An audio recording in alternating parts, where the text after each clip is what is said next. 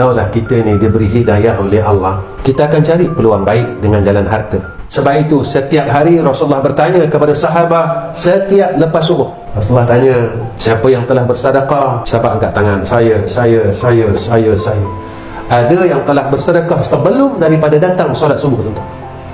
Hebatnya sahabat. Sebab apa?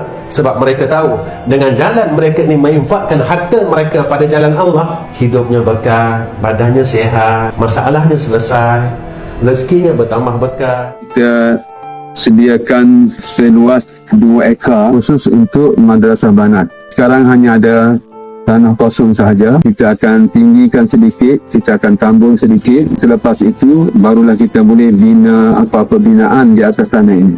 Jadi untuk sementara waktu ini, pelajar-pelajar perempuan mereka menumpang bangunan untuk pelajar-pelajar lelaki.